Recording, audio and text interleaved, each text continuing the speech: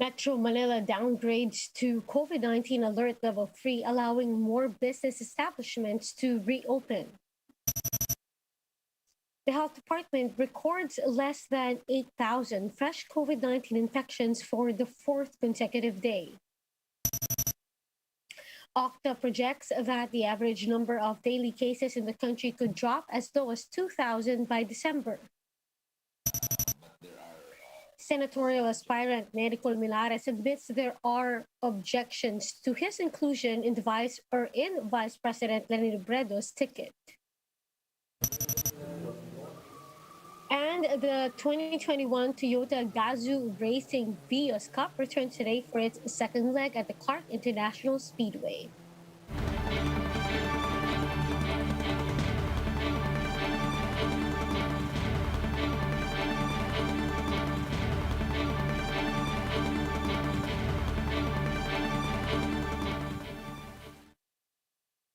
Fast, focused, and fearless. Here's a roundup of stories we're watching now. I'm Riza Diaz.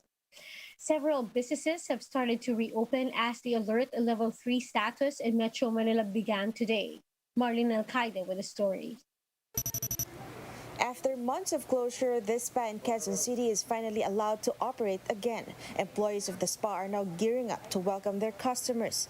They are also happy with the easing of restrictions as they can now go back to work. Tuwan-tuwa po kami kasi nagkaroon na kami ng trabaho. Hindi na kami na-stress sa bahay. The spa vows to ensure that health protocols will be strictly followed in their premises. Patrons cannot do walk-ins just yet as they need to set up an appointment first. Additionally, only fully vaccinated customers are allowed for the safety of the employees as well as other clients. Sa ngayon po kasi nag-a-accept lang kami ng mga may vaccine card. Hindi rin naman kami nag-a-accept ng sobrang daming client. More on appointment. Billiard parlors are also allowed to reopen under alert level 3. These establishments can cater up to 30% of their maximum capacity indoors, while 50% capacity is allowed outdoors. Gym owners are also pleased with the development, hoping that their businesses will recover soon. Malaki yung tama sa amin ng pandemic kasi tingnan yung pwesto ko ngayon, di ba?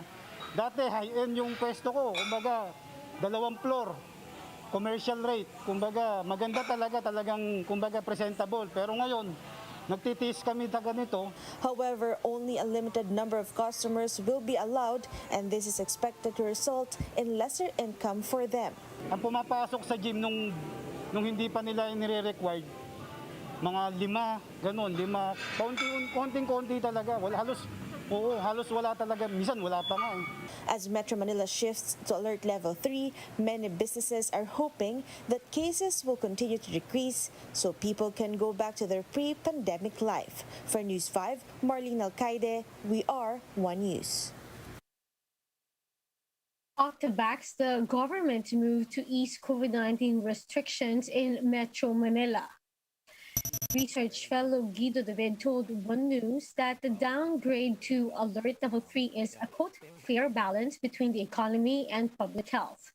But Guido emphasized that the threat of COVID-19 remains with areas outside NCR, such as Zamboanga region, still seeing an increase in cases. But we think that, well, the economy is also hurting, so at this time, it's a balance between economy and public health, and we think that alert level 3 is a fair, a fair balance.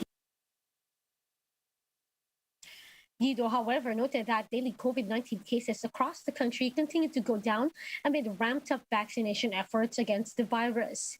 He said the current average number of daily cases is between 6,000 to 8,000, and the country is likely to see just around 2,000 to 3,000 by December. Cases are continuing to decrease. The reproduction number in the country is still less than 1. I think it's around 0.68 overall. The reproduction number is less than 1. And even the positivity rate is also decreasing. So this actually is, these are good signs moving forward.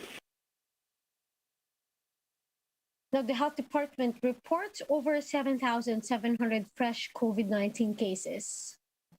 The caseload is now more than 2.7 million, over 85,000 of which are active cases. The virus killed at least 156 more patients, pushing the toll to more than 40,000. Now, meanwhile, recoveries surged to 2.5 million with over 1,600 new survivors. Now, out of the 54,000 patients recently tested for COVID-19, 13% turned out positive. The Philippines receives around 720,000 more doses of Sputnik V vaccine. This pushes the total COVID-19 vaccine jabs delivered to the country to more than 91 million. According to the COVID-19 Task Force or National Task Force, a total of 360,000 doses will be used for first dose, while the other half will be administered as second dose. So as of October 14, the government has fully vaccinated nearly 24 million Filipinos, while some 27.5 million have received their first dose. The Christmas time is just around the corner, and pandemic hit businesses owners are struggling to find means to disburse law-mandated 13th month pay to their employees. Are government loans the answer? Faith Del Mundo with the story. This security agency company in Quezon City suffered a great loss because of the pandemic, especially as most of their clients also had to shut down their businesses. It is their policy to save and allot funds for their guards' 13-month pay. But even financing their employees' basic pay can be challenging. Mabigat talaga. As of now, hindi kakayanin. Hindi kami makasingil din. So, saan kami kukuha ng pang 13-month? This small eatery in Marikina shares the same sentiment even if they have only 12 employees. Yung anxiety, yung boring, di ba? Hindi naging normal hanggang kukuha ng pampasahod. Bonuses, talagang challenges yun para sa amin. Kasi hindi natin masabi. Actually, last month lang sabi, biglang ECT ulit. Sobrang unstable ng industry. Presidential Decree number 851 requires all employers to pay 13-month pay to their staff. Labor Secretary Silvestre Bello III acknowledges the financial hardship of business owners in light of the pandemic lockdowns. He suggests that employers and employees have a dialogue on the matter. Advice ko sa mga sa ating mga employers na pwede nila kausapin yung mga employees. Alam naman nila na yung ipaliwanag siguro. They have to come up with some creative consensus para ma-address itong problema na to. And it cannot be waived. It cannot be the subject of an exemption.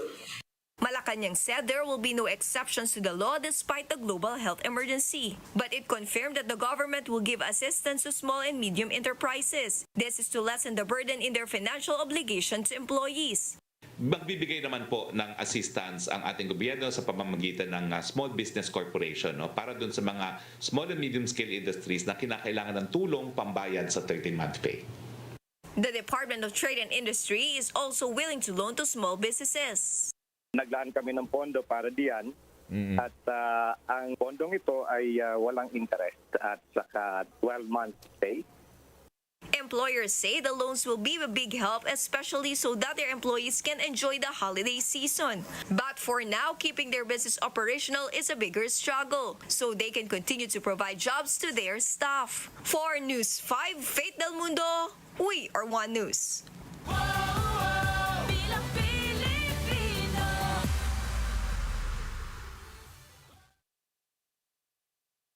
Senatorial aspirant and former Bayan Muna Representative Nery Colmenares admits there are objections to his possible inclusion in the senatorial lineup of Vice President Leni Robredo. Colmenares said he is being considered as the top pick in the Robredo senatorial slate, but he said Robredo's camp are, quote, probably still trying to resolve objections about his joining the ticket. There are some objections from some quarters in her slate, so they're still trying to probably to resolve that. So, but then probably they weren't able to resolve that. That's why I wasn't included when she announced her senatorial slate yesterday. Colmenares also said the Makabayan Coalition is open to teaming up with other presidential aspirants as long as they oppose candidates of President Duterte and dictator's son, Bongbong Marcos Jr. While he has already dismissed or discussed rather platforms with other presidential aspirants, Colmenares said he has yet to sit down with Robredo. We managed to speak with almost three of the presidential candidates, except that in the case of VP Robredo, we were able to talk to her representatives. We haven't yet sat down with her formally to discuss her platform. The 2021 Toyota Gazoo Racing Vios Cup returns at the Clark International Speedway in Pampanga for the second leg of the event. On Saturday, racing fans witnessed the comeback of veteran racers and newcomers competing for the championship. The second leg has been previously postponed from September to October due to the surge of COVID-19 cases in the country. I don't want to say we expected it, but this was our target, to get first place. Not just for the start of this race, but the start of this season. We are targeting for the championship. So this race win was somehow expected, not really expected, but it was something we really targeted and we're really happy for. Celebrities and media representatives raced again against each other in the Autocross Challenge. For them, being able to join the event was a breath of fresh air amid the lockdowns during the COVID-19 pandemic. The pandemic kind of makes you feel like life stops a little bit, so I was kind of in a daze, and then getting to know racing, actually doing it, learning all the ins and outs, it just gave me honestly life during the pandemic. It's so fun. I'm pretty hooked right now, I can tell you that. Now, for some light news, Lego is breaking gender stereotypes through removing the gender-based tags of toys set for boys or girls. The details in this Bloomberg Quick Take.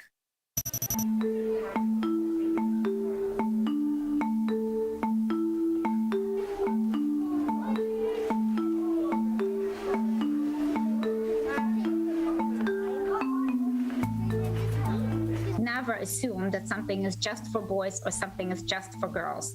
I think we should not be making those assumptions. I think we should continue to develop products that are tapping into the passion points of kids and then play patterns that they really like and the building patterns that they really like. But we need to let them decide.